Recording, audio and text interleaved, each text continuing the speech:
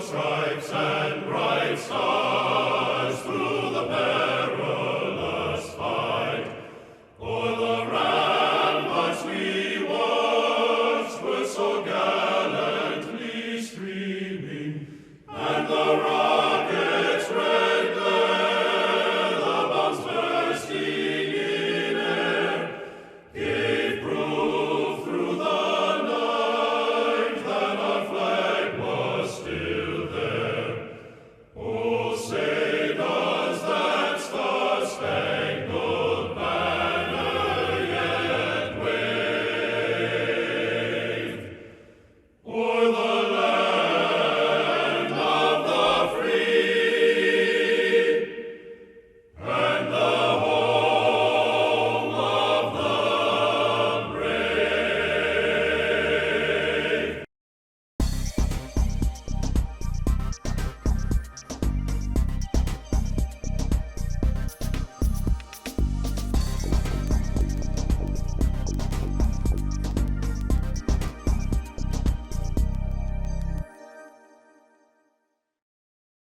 I think we have an interesting program for you today, something a little different than what we've been doing. We've had animal shelter people come in before, but most of them are dealing with dogs and cats and little bunnies and so forth. Today we have a veterinarian. Her name is Dr. Karen Phillips. She runs a little different thing. This is a farm animal sanctuary. Instead of farms that euthanize animals they don't want or don't need anymore, she takes them in and gives them a place to stay for the rest of their lives. So it's a lot different than other animal rescue organizations. It was started, or hatched basically back in 2008, and she bought some property right up here going towards Route 910, about 2011, I believe it was, you purchased that property. So I don't want to say too much because I want her to give you her story of how this all came about, what her mission is, what she does, and so forth and so on. So Dr. Karen Phillips.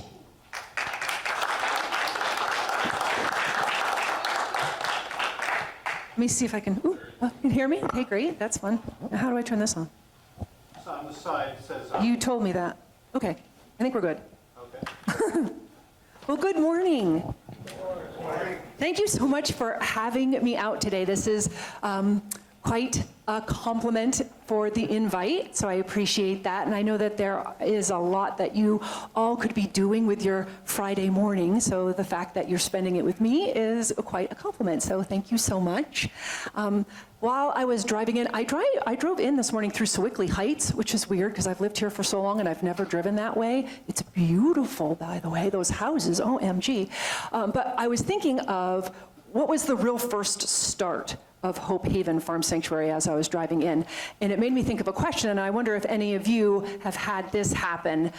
Has there ever been something that you really wanted at some point in your life? Maybe it was your first job when you were in high school and you couldn't wait to get this particular job, or maybe you had like a really nice watch you always wanted and you worked really hard to get it, saved up your money and were thought about it forever, and then you finally got it and you were so excited and so proud, and then a couple days or weeks went by and you were like, you know what, I don't really like this as much as I thought I was going to.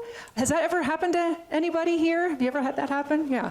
Well, that happened to me, but instead of it being a watch or a new article of clothing or something, it was that I didn't like being a veterinarian. And I had graduated the University of Pennsylvania Vet School in 1998. I was out, I had a great job here in Wexford, at Wexford Veterinary Hospital. Maybe some of you have been there. And a couple years in, I realized, oh my gosh, I don't like this. I don't want to be a vet. I don't like seeing clinic appointments.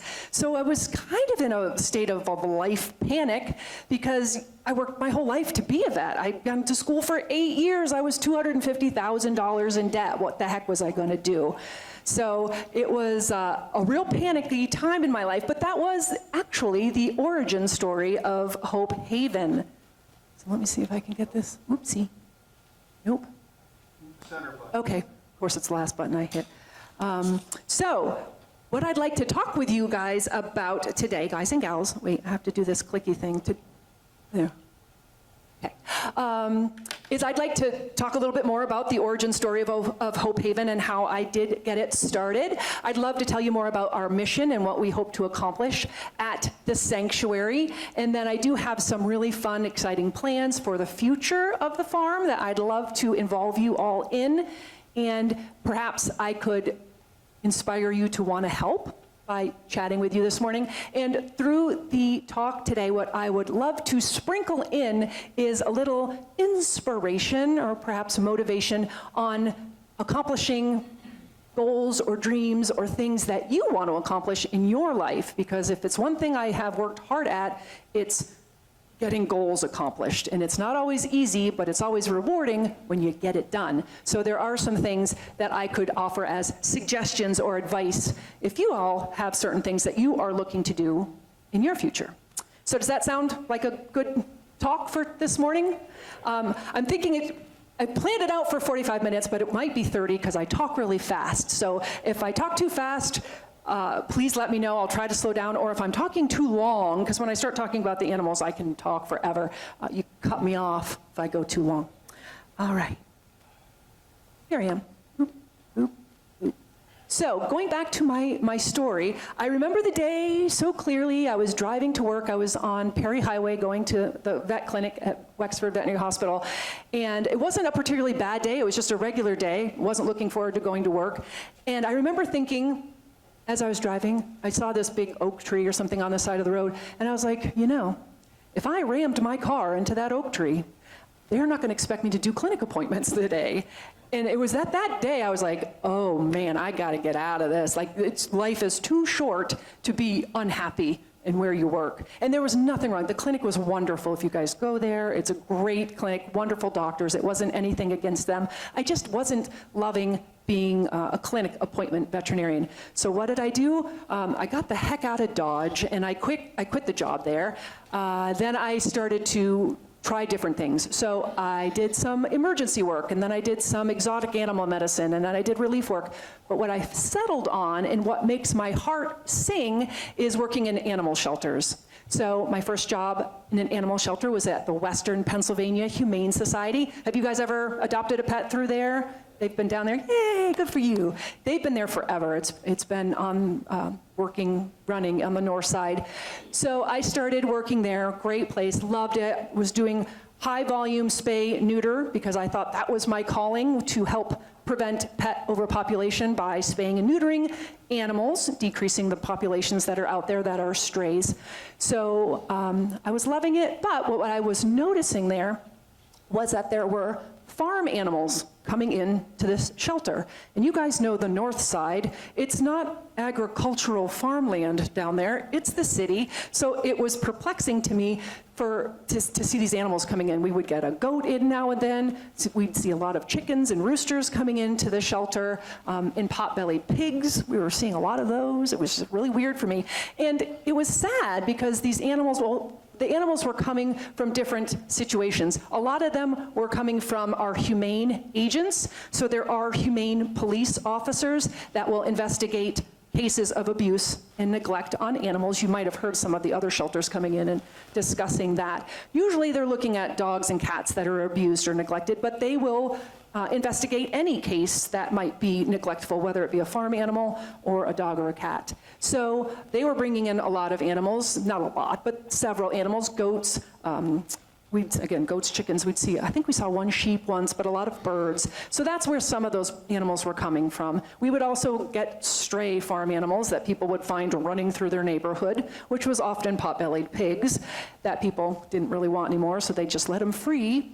And then there were obviously quite a few people that were bringing in spontaneous farm animals that they had purchased. We still see that to this day, especially around, am I spitting in this?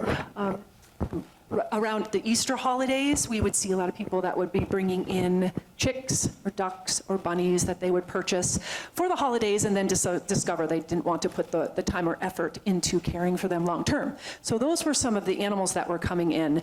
And I loved to see them, they were fun, but I was saddened by the fact that they were brought from one bad situation from wherever they were living and being abused or neglected into a shelter that was not set up to take care of them. So we would have chickens in stainless steel cages next to the cats. We would have pot-bellied pigs in dog runs next to the dogs, and they were terrified. And that didn't sit well with me, and it just really bothered me. I didn't think much more about it. I tried to care for them as best as I could, but it was still a little upsetting for me to see that. So what happened next was this little guy. It's not a great picture, so I apologize. Can you guys, okay, I mean, I feel like I'm spitting into this mic. So what happened next was this guy came in. This is Isaac. Isaac was a pot-bellied piglet that was found, I think it was in October. I know it was cold. He came in as he was a stray running through, I can't remember what neighborhood down in the city. So someone brought him in. And what you can't see in this picture, if I had panned back, I would have seen, he's in this run, a dog run, and right next to him was a Rottweiler dog. They were right next to each other. And this poor little guy, little Isaac, he was so scared. It was a nice Rottweiler. It wasn't that the dog was being mean, but he was still barking and being a Rottweiler. And obviously, farm animals are usually prey animals, and a dog and a cat, those are the predators. So it didn't go well together. This little Isaac was so terrified, I felt so bad for him, that I ended up taking him home. I live on Brant School Road is where my main house is. I had a little shed in the backyard. So he came and he stayed in the back shed, and I thought I would just keep him there until he could be adopted out. Well, Isaac is who really opened my eyes to the sentience of farm animals. This little dude was so cute and so much fun. He learned his name. He would come running to me when I'd come home from work. He would run zoomies around the shed. He had a blast. He would play with toys. And I realized at that point that these farm animals were literally no different than our pet dogs. Like, he was just as smart and fun as my French bulldog that I had as a pet.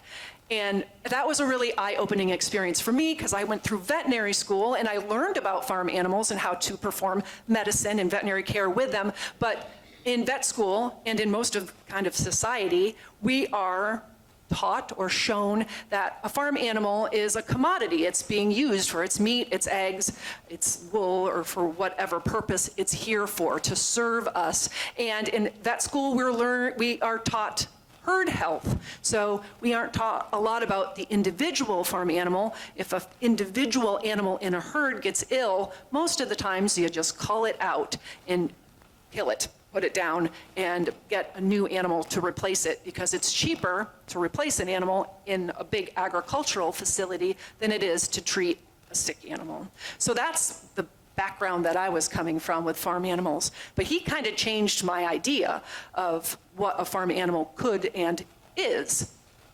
So he was a cool little dude, and he stayed with me. I ended up adopting him. I didn't ever bring him back to the animal shelter. And he helped me give up meat. I stopped eating meat at that point, and I started kind of looking more into what farm animals go through on factory farms. Not the little backyard farms, but big factory farms out west. And it was pretty unsettling to see what they have to endure. And it was, I think I got him in October and I went home to Vermont in November. I'm from Vermont originally. My family still lives there. Yay, Vermont. Go Catamounts. And I was home for Thanksgiving, but I was driving back to Pittsburgh. I can't remember the year. It might have been 2008. And I was listening to a CD, so I'm dating myself there. You guys remember CDs? We didn't listen to those in my rental car. And I was listening to The Secret. I don't know, have any of you read that book, The Secret? Probably not. This isn't the, have you? Okay. It's about manifestation. It's a little bit woo-woo, but I love that book. And it talks about manifesting your dreams and yada, yada. So I was listening to that, and I think it was just, I was at the right point in my life to hear this, but the woman that was doing the audio, she said, what would you do with your life if you knew you couldn't fail? And that really hit me at that point. And I've always been so driven to go to vet school. That was the only thing I had ever thought about. So this kind of opened up the rest of my life to what could I do? What would I do? And I decided I wanted to start a sanctuary for these farm animals and to take more animals in like Isaac, these farm animals that were coming into the shelter, and give them a place that was all for them, where they could be treated properly, where they had the right environment to live happy and live their lives there. And I wanted to welcome the public. I wanted to welcome people to come to the farm to meet these animals. And my hope was that they would see in the farm animals what I saw in Isaac back in the back of my shed there, that they were sentient and fun and loving, and they had personalities and they were smart. And by meeting them and developing these relationships with the animals that I had at the farm, I hoped to change people's minds, and maybe they could be taking some different actions in their life, maybe leave meat off their plate, or maybe stop wearing certain things in the clothing line, or just be more compassionate to all animals. So that was my goal and my dream of starting Hope Haven.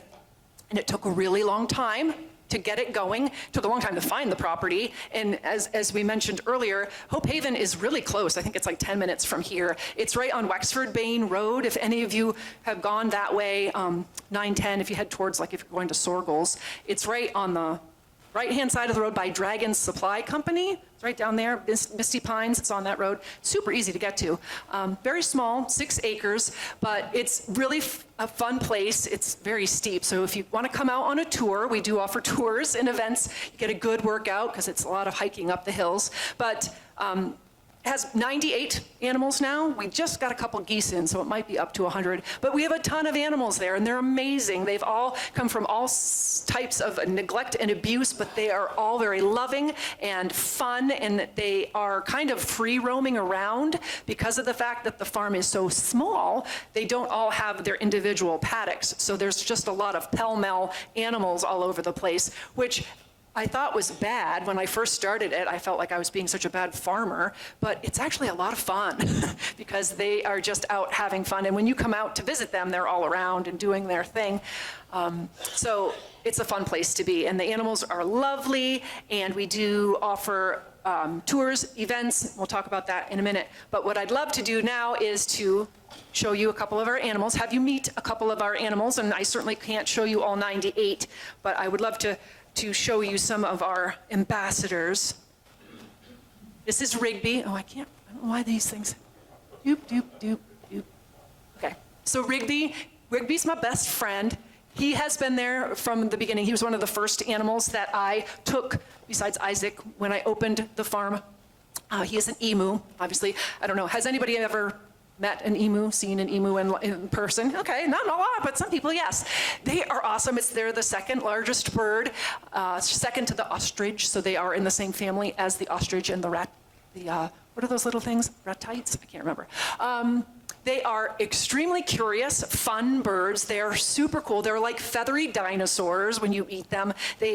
Obviously I don't know what a dinosaur is like, but they look like they would do a lot of the same things that a dinosaur would do, the way they walk and move. They have 3 toes and 2 different eyelids, and they have these really cool feathers. They're called bilobed, so it's 1 feather shaft, but they have 2 feathers coming out of 1 shaft. Really cool. And when they walk, their feathers make this noise like a hula skirt. They kind of sashay when they walk. They're super cool. And Rigby is, in particular, he's really my best friend. He's been there.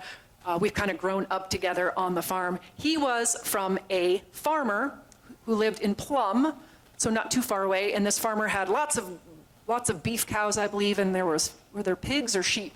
Anyway, he had a lot of farm animals that he was using to sell their meat. He bought 2 emus, Rigby and a female, and he was going to start a breeding facility there.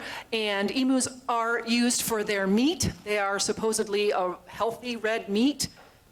I've never had it. It sounds gross. Usually it's in some of the more upper echelon restaurants. They'll serve emu meat. They also are used a lot for their oils. Their fat melted into oil is supposed to be a tincture to cure every ailment, apparently, kind of like rhino horn. And then also they are used for their feathers sometimes. So he was planning to use the emus, but he lost his job. He lost his day job, and feeding huge herds of cattle is very expensive. So he ended up having to sell all of his animals to be slaughtered and downgrade his farm. But he had gotten attached to the emus, and he allowed me to take them and not send them to slaughter. So I found a home for the female. Rigby stayed at the farm with me, and we've just kind of always been together. We have 4 emus now. Rigby is obviously still my favorite. My favorite story with him, because he's so funny, is emus are really quiet. You won't know they're behind you, and then you turn around and they're right there. They don't respect personal space at all, but they're very curious. Now, I can't say they're very intelligent, but they're very curious and fun. So I remember it was the first couple years of the farm, and I was trying to make it pretty because it was just a big vacant property when I bought it. So I was planting, I think it was like red geraniums, or I don't know what they were, pansies or something, up along the driveway. We have this real long driveway. And I'm planting them and putting them, I'm thinking how pretty they're gonna look when I drive up the driveway to see them. And I finally finished planting all these, and I turned to look at my work, and Rigby had been behind me the whole time, just grabbing each flower and flinging it. And he had just come and plucked and fling, pluck and fling, and so they were all destroyed. And I was just like, at the time I was so pissed. Looking back, it's funny. At the time, not funny. And to this day, we cannot have flowers at Hope Haven. You will not see a flower growing on the farm because the emus will pull them out. We do try to plant flowers in the parking area where the emus can't go. But that's Rigby. He's awesome. And if you ever drive by the farm and you see an emu at our front gate, that's Rigby. He's like gate patrol. This is Boaz, Bobo. Oh, okay. So Boaz is a miniature donkey. I can't help but say donkey, like donkey. Did you guys see? Is that Shrek? Did you guys see the Shrek movies? Donkey. He is a miniature donkey. He's real small. Super cute, super nice little donkey. He is the best. He is quite a character. We rescued him from a kill pen quite a few years ago. Have you guys ever heard of kill pens? I hadn't heard of kill pens before I started Hope Haven either. So if you have, if you have a dog, obviously, that you can't keep, don't want, for whatever reason, you need to get rid of it, you bring it to the animal shelter, obviously. What if you have a horse that you can't keep anymore, or your parents pass away and they had goats and you don't want these goats? For whatever reason, if you have a farm animal that you can't keep, you obviously can't bring it down to the Humane Society anymore. What you do is you bring it to an auction. So there are live animal auction houses all over the place. There's one in 84, there's one in Rogers, Ohio. There's quite a few of them. So you bring your animal there and you hope that it gets bid on and somebody will bid on it and buy it and keep it as a pet and take good care of it. That's what your hope is when you bring an animal there. That doesn't always happen, especially with horses. There are way too many horses in the US and just not enough homes for them. They are very expensive to keep. So what happens is in these auction houses, a horse will go up for auction, and if they're not bid on, their price goes down, obviously goes down and down. And in the backs of these auction halls or barns, there are kill buyers. They kind of stay in the background. So they're guys, gentlemen that work for the slaughterhouse. So once an animal, horse, its price goes down low enough where it's profitable for these guys to buy them and sell them, they'll buy the horses, and then they're going to be sold for slaughter. So they take the horses and they put them out behind these auction houses in these makeshift corrals that are called kill pens, and they just take all the horses that they buy and they put them in a kill pen. And then at the end of the day, when the auction's over, they'll take all of the animals out of the kill pens and load them up into tractor trailer trucks and transport them to the slaughterhouses. So the US closed all of its slaughterhouses several years ago, and we thought that was a big victory. We were going to save these horses by closing our slaughterhouses. But sadly, if there's money to be made, it's going to be made. And so people just ended up taking these horses to Mexico or Canada where there are slaughterhouses. So now these horses just have to be transported hours and hours, which is super sad. So that's where Boaz was. All that to say, that's where we got Boaz. He was in a kill pen. He was not bid on, which is unusual for a miniature because they're so cute. Most people will buy them. But he has very deformed front feet, contracted tendons. So we suspect maybe that's why nobody wanted him. He was in the kill pen. These top pictures are Boaz when he was at the auction house. They put stickers on their butts to auction them off. So that's where he was. Kill pens are super scary for the horses in and of themselves because not all horses are nice and they're terrified and they've been jostled around into these auctions and they're thrown in this pen and often they'll fight each other and get kicked and beat up. He was super beat up when we got him. But rescue organizations will go in, take pictures of these animals in the kill pens, and then you can try to save them, which is how that's what we did with Boaz. So he came delivered to our door like Amazon, and he was wonderful. We got really lucky because when you save a horse from a kill pen, it's sight unseen. You don't know anything about their personality or their temperament or their health status, so you might get a real mess. But he is fantastic, except he does have his contracted tendons, which we care for with the farrier, cutting his hooves a special way. And he's just sweet. He is intact, so he is a stallion, which is funny because he's so little. But he's our stallion, but he's not mean or aggressive, which many stallions can be. His only character flaw is that if he's put in the pasture with our sheep, because we have 6 sheep now, he will hump them. So he does hump sheep. But nobody's perfect, and we don't blame him for that. We just don't let him go in that pasture, and all is well. He doesn't hump anybody else. He doesn't hump the other horses, which I think is weird. But everybody, you know, you have your own likes and dislikes, whatever. We don't judge. So this is Jack, our last little ambassador. Do I have another? Okay. Jack is an alpaca. So has anybody seen or met an alpaca? There's alpaca and llama. Oh, see, that's much more common. So there's llamas and alpacas. Llamas are bigger and they have really big ears, and alpacas are smaller. They have more of a swivel to their ear. They are used in agriculture for their fiber. So it's not really wool, it's a fiber. And similarly to any animal like a cow or a goat or sheep, if you're going to use an animal, it will get to a point where it's no longer of value. Jack is very old at this point. He's been with us for quite a few years, but he was still old back then when we got him. And the fiber changes, I guess, a little bit as they age. So he was being used on a hobby farm for his fiber, and then she didn't want him anymore because he got too old, and the fiber wasn't good enough. So she was getting rid of him, and that's where we got him from. And he's lovely. He loved we had a llama named Carl, and he and Carl were BFFs, really tight. They were tight guys, but Carl passed away unexpectedly a few years ago, so he was alone, and we were worried that he was going to be really heartbroken. So we do have now 2 little female alpaca that we found that needed a home, and they're friends with Jack. So the threesome is perfect. They love each other. He's almost 20. He's turning 20 this year. We know he's not going to be around much longer because they don't live past 20. I don't know if I've ever heard of an alpaca past 20 years old, but he's in good shape. He's doing well. He has a blue eye and a brown eye. Super cool. And just as a FYI, when you get spit on, you know how that llamas and alpacas can spit? You always hear about them spitting on you. Let me tell you something. Our guys don't spit at people. They'll spit at each other, but they don't spit at people. They're very good. But alpaca or llama spit isn't spit like saliva. It's stomach contents. So if you get plastered in the face with a loogie from an alpaca, oh my God. And they've got me. And again, they're not mean. They would never spit at me, but I think I was bending down to put a bowl of food or something, and they were spitting, and I got clogged in the temple. It's so disgusting. It's like this acidic green loogie, and it stinks like anything. It's the worst. And then when you can even wipe it off and your skin just smells like alpaca stomach. Ugh. God. So FYI, don't get spit on if you can avoid it. That was Jack. Now what are we going to talk about? So, is that right? Yeah. So those are our ambassador animals. Again, we have a lot more. We'd love to have you guys come out and visit with them at the farm. And it's been a wild ride for me, bringing Hope Haven from where I started to where it is now. Learned a lot. I've learned a ton about farm animals because I really didn't pay much attention in vet school about farm animals because I didn't think I wanted to work with them.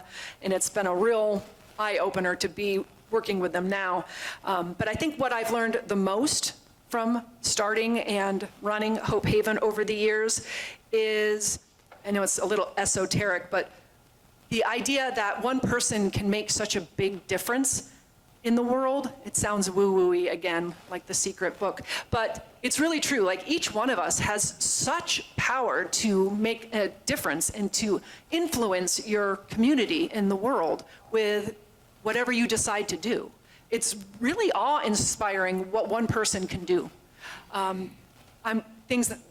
Animals, people that are brought to mind are Gandhi. Look at what he did in his life.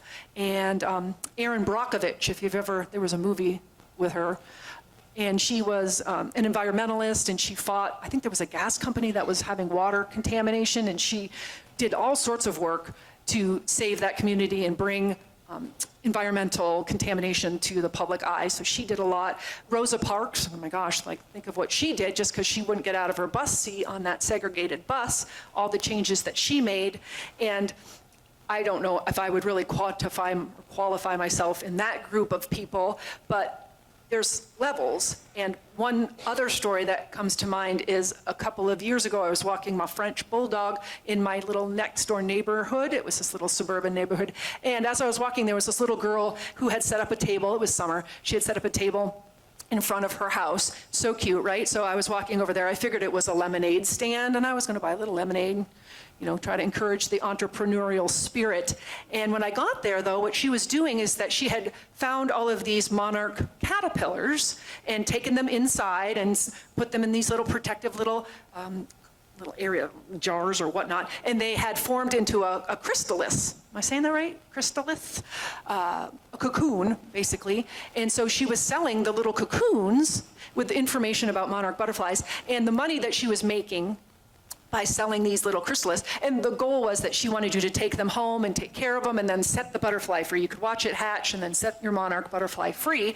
And the money she was making, she was donating to a monarch butterfly group that was working to try to bring education about monarchs, because they are becoming endangered. If you guys don't know, the monarchs, they do this crazy huge migration every year. It's incredible. That's another thing I should talk about, the power of one monarch butterfly to make an insane migration. They are amazing little insects. But she was raising money for these animals, and I just thought that was so incredible. This one little girl, instead of raising money to go buy a Barbie doll or a toy or whatnot, she was giving it to a nonprofit group, and I just was so moved by her. So she was pretty fantastic. So whether it's Rosa Parks or this girl, butterfly girl, we all have such power to make a difference. And that's probably one of the biggest things that I learned from Hope Haven. So right now, I know I'm talking a lot. Am I over time yet? Am I good? Okay, good. So what I wanted to do, and I didn't know how we were going to do it, so you're going to have to use your imagination, because I thought we could all sit at a table and write things out, but I didn't realize we were going to be sitting in chairs. So, we're going to do a little activity, real short. Humor me. So I wanted to talk a little bit about goal setting and achieving goals. And I'm sure you guys have all done your fair share of goal setting and achieving goals, but I have done a lot of them. It's kind of what I do. And there are certain little tricks and tips that you can use to be more effective in finding and developing and accomplishing a goal. So whether it's something, maybe you have a goal of, so think about a goal that you might have that you've never gotten to. So maybe you wanted to build a porch on your house or something. Or maybe you wanted to read War and Peace. Gosh, that's a big undertaking. So what else? Maybe you wanted to learn how to play pickleball. I want to learn how to play pickleball. But think of something that you've always wanted to do that you haven't gotten around to doing. So when you think about that, what I would recommend to try to help you accomplish your goal is to think of a compelling why. So when I think about Isaac in that run next to the Rottweiler, that is my compelling why. That's why I started Hope Haven. I just really felt passionately about helping these animals that were in a bad situation. So it was more than just like, oh, I'm going to help a pig. It was this emotional reason for me to start a sanctuary. So in your example, not sure what your goal is, but if it is you wanted to build a deck onto your back of your house, it's more than just I want to build a deck, it's going to look nice. Maybe you wanted to build that deck because you want to bring your family over and have family game night every week or something. So you want to have family connections. So that would be a more compelling why than just like, I just want to, it would look nice if I built a back porch. Or, pickleball. If you wanted to learn to play pickleball, more than just like, it looks like it's fun, if you are if your compelling why could be, I want to become healthier with my cardiovascular health so that I can grow up, help my grandkids grow up and see them get married. That would be a more compelling why, if you pick up what I'm putting down. Then set a deadline. That's very important. As you guys know, life goes by really fast and things fly by without you even realizing it. So it's very easy to think of something that you want to do, and then next time you think about it, it's 2 years down the road. So set your deadline and then break down your big goal into small bite-sized chunks. So it's easy to explain that if you were thinking about reading a big book like War and Peace. You can say, I want to read War and Peace in the next 6 months and have the book done. Well, you can take the number of weeks in the 6-month time period, take the number of pages in the book, and then divide it, do all the math, and you know you have to read X amount of pages per day to have the book read in 6 months. So that's why it's important to kind of break down your goal, and mostly important, and what I find most challenging, is to do something every day. Have a daily action plan to work towards your goal. And it gets really busy, life's busy. Some days are more so than others, but if you can do just a tiny little thing every day towards your goal, you're gonna make it happen. And even if it's something like for pickleball, even if it's something as silly as putting your gym clothes and your pickleball paddle on the sink so that the next day when you get up to brush your teeth, you can just grab your stuff and go. Even doing that little action step will make it easier for you to accomplish your goal. So that's some of the tips that I've used in my life to do the things that I've done. And it works, as long as you stick with it. So that brings me to my next thing, except I can't. Here we go. And my next goal is to expand. So I'm trying to, I'm trying to put my top button. Ooh, it doesn't like me. There it goes. So I'm trying to put my, put your money where your mouth is. In goal setting is I've set a new goal for Hope Haven, and that is to expand. I really want to get a bigger property. Hope Haven is only 6 acres, and we are pretty much at maximum capacity with the number of animals we have. Even though we have 98, it's a lot of animals. It's mostly birds. We have lots of chickens and geese and ducks and peacocks and emus. So I would really love to get a second property where we can take in more large animals, in particular cows. We don't have any cows at Hope Haven, and that makes me sad because I love cows and I would love to rescue some and have them there because lots of people love to come and visit with cows. We don't have any. So second property, what I'm looking for, in case you guys ever see anything in your daily out and abouts, if you've noticed anything for sale, keep us in mind, 20 acres or more, 30 minutes from Wexford. That's a big ask, right? Because there's not a lot of farm land in this area, but there's got to be some, right? There has to be something out there. I work kind of in this area, and I want to keep the current property, so that's why the radius of 30 minutes within Wexford is important, because I don't want to be driving 6 hours a day. I'm hoping for farmland, something flat, please, something flat has to be out there. The current property is really hilly, and my butt can't take it anymore. It's too hard to walk up hills at my age, so I'm hoping for something a little flatter, and then frosting on the cake, if I could find a parcel of land that maybe has a house on it, barns, outbuildings, and things like that. So that's my hope.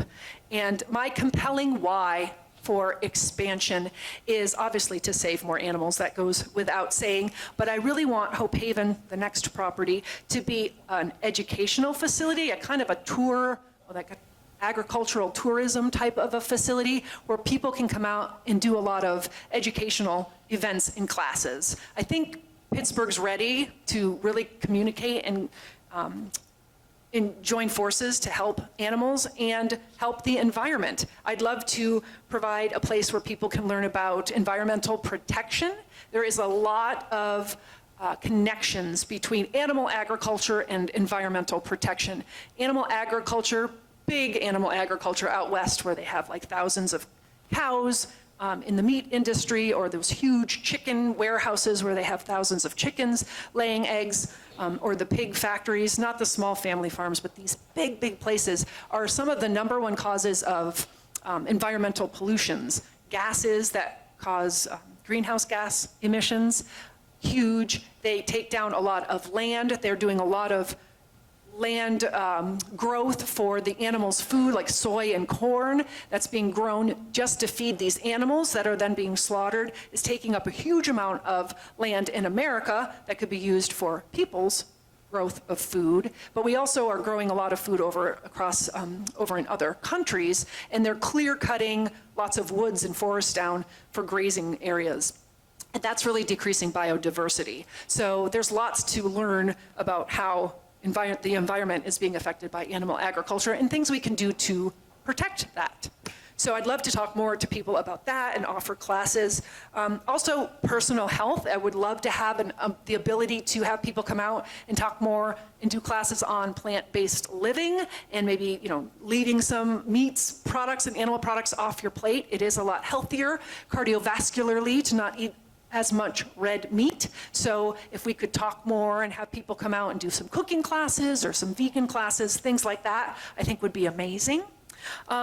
And really important to me, which is weird because I don't have any kids and I don't really want any kids at this point, but I really want kids to be able to come out and to communicate with nature in a farming environment. I feel so many youngsters are just behind screens these days. Like they never get outside. And I grew up outside in Vermont, and I'm just so happy that I had the childhood that I had, that I was able to have my hands in the dirt and play outside and have the sunlight on my skin. It's so much healthier, and it's so good to be connected with nature. And I would love to provide a really great place for kids to come out, especially inner city kids and kids that don't otherwise have that opportunity to come out to a farm where they can play and learn and meet these animals and, improve their, the microbiome. I don't know, when you get your hands in the dirt, it's supposed to help you be healthier. So those are all of my compelling whys to why I would like to expand, and I would love for you guys to help me do that. If I have inspired you or motivated you at all to help Hope Haven, I hope I have. There's so many ways that I would love to have your help. Certainly come out and visit Hope Haven where we are now. It's so close. We offer tours May through November. They're usually on Sunday afternoons. I am offering private tours this year for the first time, and they've been really successful and a lot of fun. So that's available to you. I do have a lot of events at the farm. This year we're doing painting classes, yoga. Are doing another monarch butterfly class. I'm sort of into monarchs.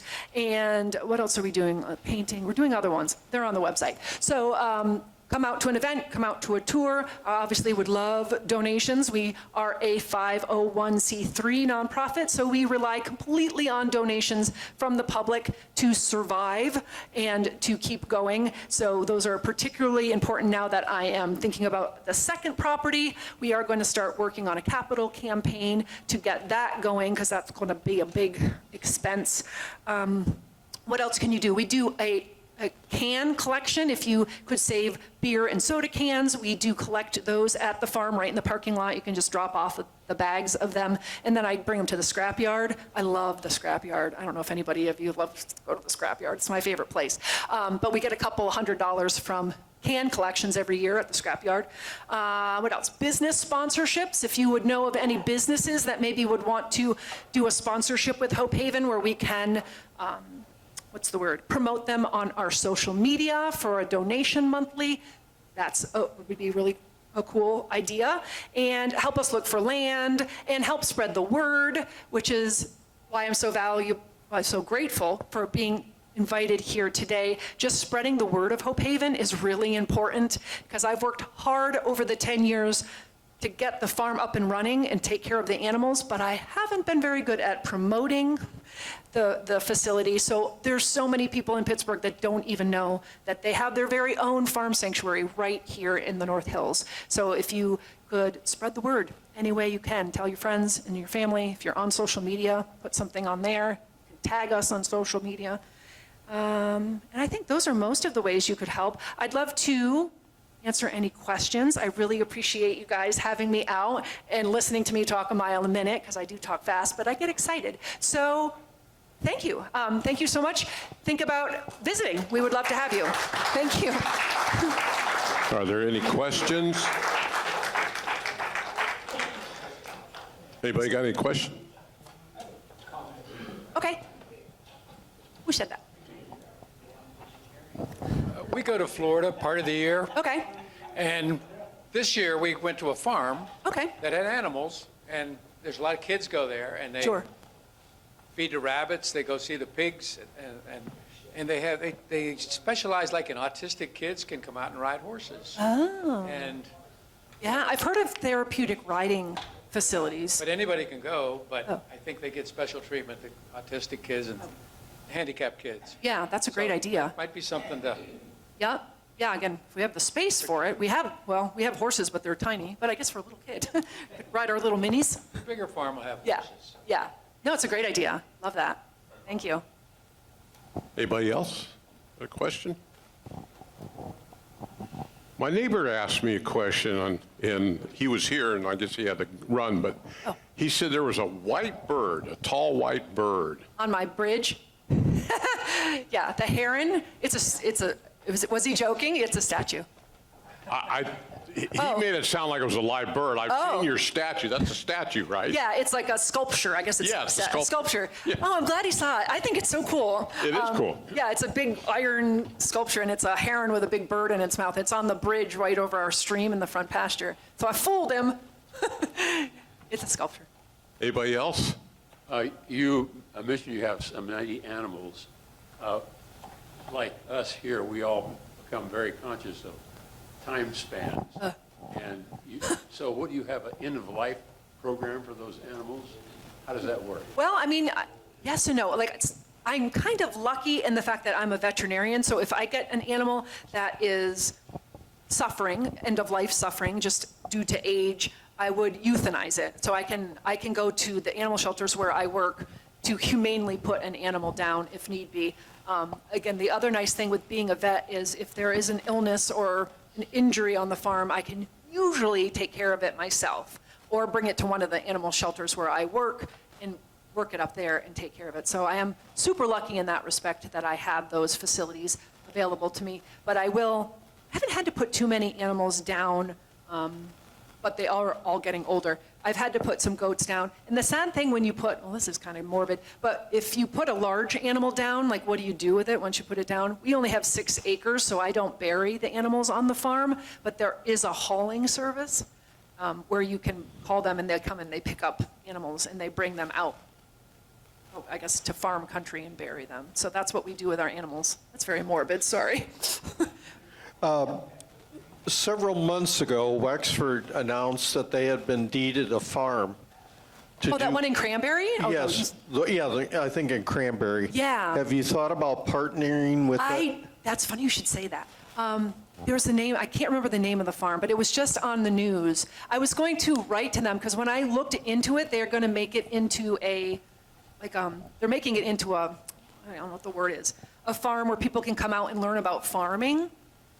So I don't know if it's worth an ask, right? I should maybe write to the commissioner or something. It would fit in with what you're doing. It would. The only thing I'd have to ask about is, from what I read, they were going to be showing how animals were used in the farming industry for food and whatnot, which is kind of different than what we want to do at Hope Haven. But maybe they'd be willing to work with us.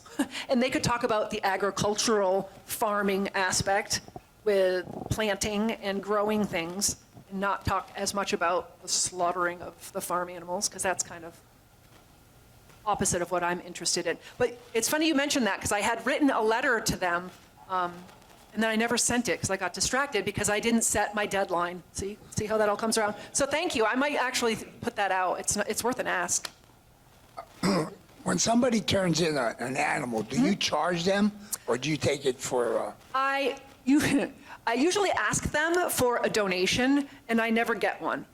So I should actually put a charge on that, but I always think that somebody would be like, oh, we thank you so much for taking my animal and taking care of it for the rest of its life, and they would give a little something. Most people that are relinquishing their animal, they don't. I don't know if they don't think, I don't know why, but I don't know. I feel like if I charged people, it would make people just throw the animal out into the woods or something, and they wouldn't bring it to a safe place. So that's the reason I don't charge, but it does get frustrating when I take on a bunch of animals and people are like, okay, bye, thanks. And I'm like, oy vey, here I go. So Yeah, no charge. Anybody else?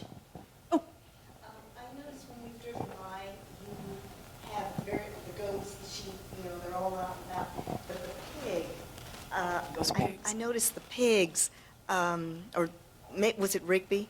Rigby's the emu. Oh, the emu, the pig. We have a lot of pigs. Well, the white one Oh, that's Boaz, the donkey? Boaz. One of them was rooting up the soil. And I wanted to know, do you rotate them around so that it doesn't destroy? Well, yes and no. We had 2 pigs that stayed in that, one of the front pastures, and her name was actually Peach, it was one pig. And she destroyed the crap out of that pasture. And she wasn't supposed to be there, but I had to keep her there until she was spayed, because when you drive by, you only see the front pasture, but if you go up our driveway, there's a lot of pasture land in the back, and that's where we have all of our, I'm holding this, we have all of our pigs back there. So we have 17 pigs. We have potbelly pigs and big farm hogs as well. I wonder why I didn't talk about them, sorry. But they are all back there, and they are destroying that pasture pretty much, but it's their pasture to destroy. So when I had Peach in the front pasture, and she did tear that place up. So that was kind of an accident, but I wasn't able to move her until the damage was done. So she is now moved into the back. So if you go by now, she's not in that pasture anymore. John Deere has nothing on her. I know, exactly, I know. They should rent her out. How many people do you have working with you? How do you do all the chores and? That sucks. Nobody If at that- this point. I do have one gal who works, and she does our online auction. She volunteers and helps with that. I do all the work at the farm, which is why I'm looking for help. So we do have, I'm starting a volunteer program. It's on our website. So I'm hoping that people will donate 1 or 2 days a week to come out and help do farm chores. At this point, because it is small and it's 6 acres, and I have it all super organized, I'm able to do it myself. And I work a nice day shift where I work 6 to 2, and that gives me a lot of the afternoons to go to the farm and do chores and stuff. I tell myself that it's keeping me healthy, but I'm in my 50s now, and I'm like, screw that. I want somebody else to come and shovel the poop. I'm over it. So I'm going to be working really hard to develop a volunteer program, especially if I want to expand.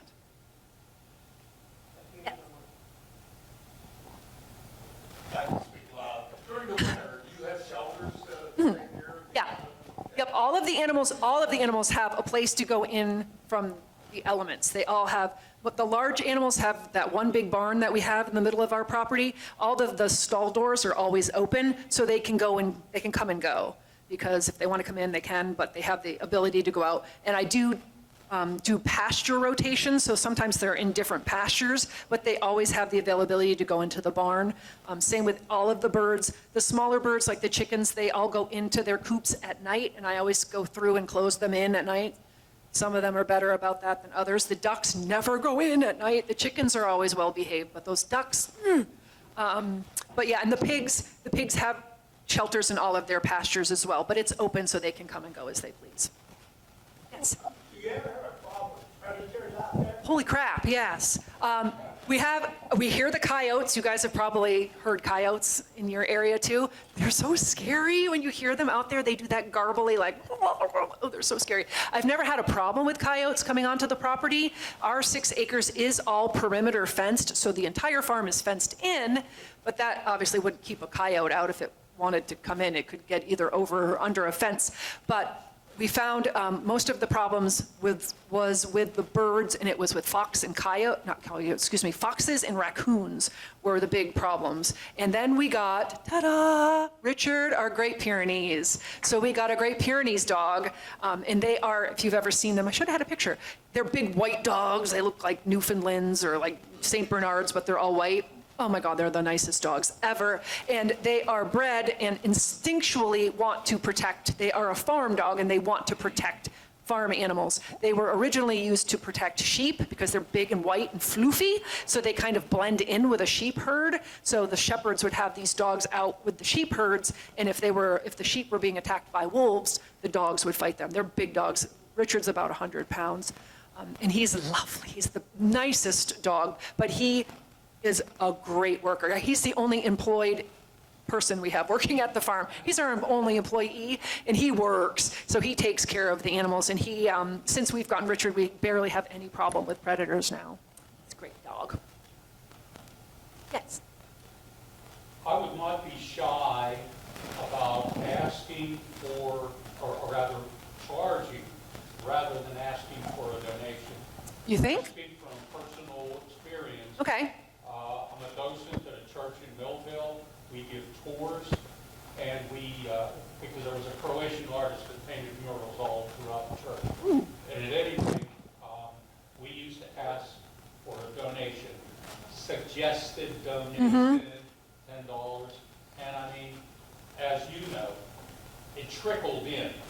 And then finally, we just said, let's charge an admission. Yeah. And by the way, we went from $10 to $15.